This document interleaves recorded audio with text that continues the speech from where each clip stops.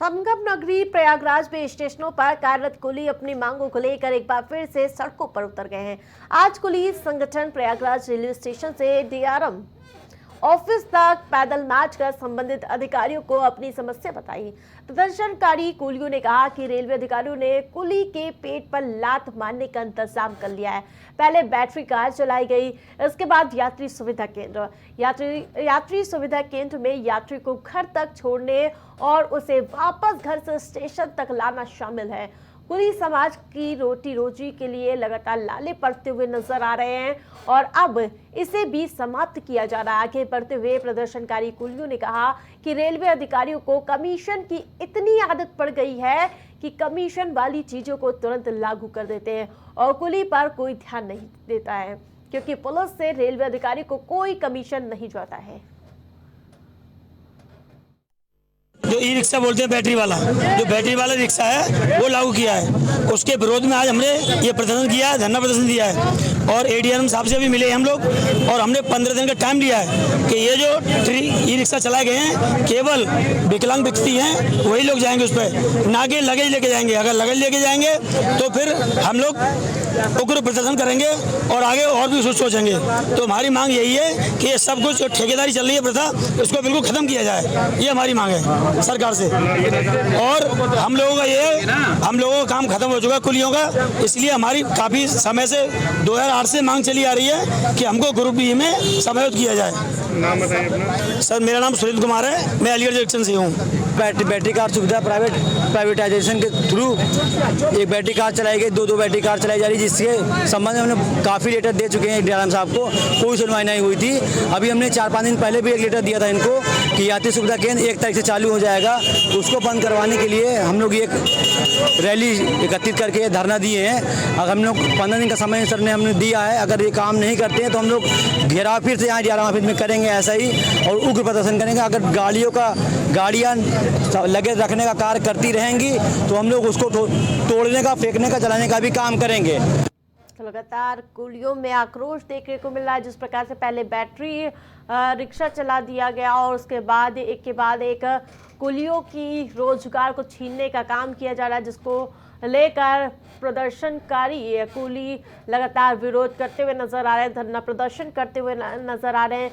कुलियों का संग्राम लगातार जारी, आधुनिकता से छीनी जा रही है कुलियों की रोटी रोजी, जिसके खिलाफ आक्रोश नजर आ रहा है। भ्रष्टाचारी चीजों को तुरंत लागू कर दिया जाता है, लेकिन कुलियों के लिए कोई भी काम नहीं किया जा रहा है, जिसको लेकर कुली वर्ग के लोग सभी प्रदर्शन करने के लिए सड़कों पर उतर चुके हैं। और ये प्रयागराज से आपको तस्वीरें दिखा रहे हैं जिस प्रकार से कुलियों में आक्रोश नजर आ रहा है।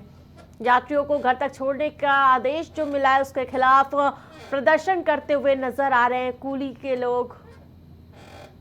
ज्यादा अपडेट के साथ आशीष हमारे साथ जुड़ चुके हैं। आशीष, जिस प्रकार से यात्रियों को घर तक छोड़ने का आदेश मिला और जिसके बाद लगातार आक्रोशित नजर आ रहे कुली वर्ग के लोग, क्या कुछ अपडेट मिल रहा है, क्या मांगे हैं इनकी?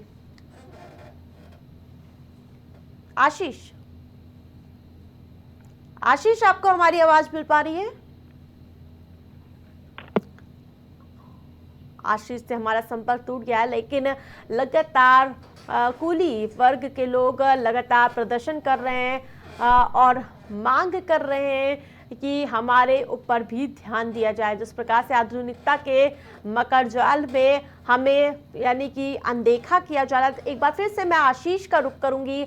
आशीष, जिस प्रकार से कुलियों की अनदेखी हो रही थी उसके खिलाफ अब वो सड़कों पर उतर चुके हैं, क्या कुछ इनकी मांगे हैं?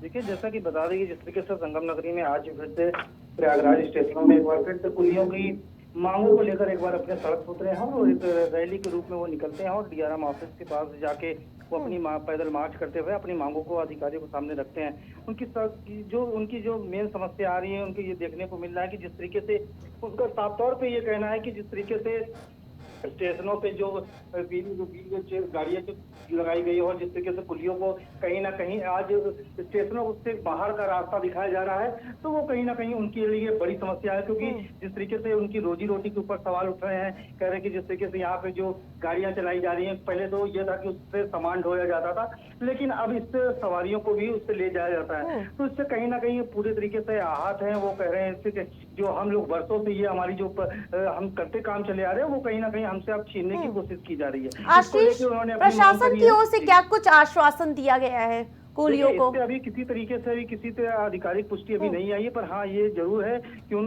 जो क्योंकि हाईटेक जिस तरीके से आज रेलवे की बात करें तो आज दुनिया भर में रेल को, देश भर की रेल को यहाँ देखा जाए तो कहीं ना कहीं उनकी एक अलग पहचान बन रही है। जिस तरीके से आज रेल आगे की ओर अग्रसर हो रहा है, जिस तरीके से मोदी जिस तरीके से रेल को जिस तरीके से आज एक डेवलपमेंट देखने को मिलती है, चाहे नई ट्रेनों की बात कर ले, चाहे जिसकी बात कर ले, तो कहीं ना कहीं आज उसको देखते हुए अधिकारियों को साफ तौर पर कहना है कि कुलियों को ऐसी कोई इस तरीके के उनके लिए कोई ऐसी दिक्कतों का सामना नहीं करना पड़ेगा। ये तो ऐसे उन यात्रियों को ये ऐसी सुविधा दी गई है, चाहे वो दिव्यांग हो और चाहे वो बुजुर्ग हैं, उनके लिए इस तरीके की सुविधा है। ऐसे कुलियों के लिए बिल्कुल आशीष, तमाम अपडेट के लिए बहुत बहुत धन्यवाद आपका।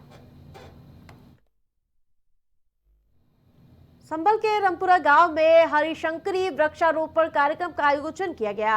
वहीं कार्यक्रम के दौरान जिलाधिकारी राजेंद्र पैंसिया ने लोगों को बताया कि लोक भारती के सहयोग से संभल की सभी 670 ग्राम पंचायतों से हरिशंकरी वृक्ष का वृक्षारोपण किया गया है, जिसमें पूर्व में पीपल, पश्चिम में पाखड़ और उत्तर में बरगद लगाए गए हैं। इसके साथ ही पूरे जनपद में 2500 पौधे लगाए जाएंगे। इसी के साथ डीएम ने लोगों से पेड़ लगाने की भी अपील की है। बरगद लगाते हैं, इनका मुख्य उद्देश्य है कि जब ये तीनों वृक्ष बड़े होते हैं तो थोड़े ही समय के उपरांत जमीन के अंदर एक जल कलश बन जाता है। ये पक्षियों के लिए प्राकृतिक भंडार गृह का काम करता है और बाकी जीव जंतुओं के लिए और मनुष्यों के लिए एक प्राकृतिक सराय का काम करता है। इन तीनों वृक्षों का कुल 2500 की संख्या में वृक्षारोपण पूरे संभल जनपद में हो रहा है, जो पूरे प्रदेश में सर्वाधिक है।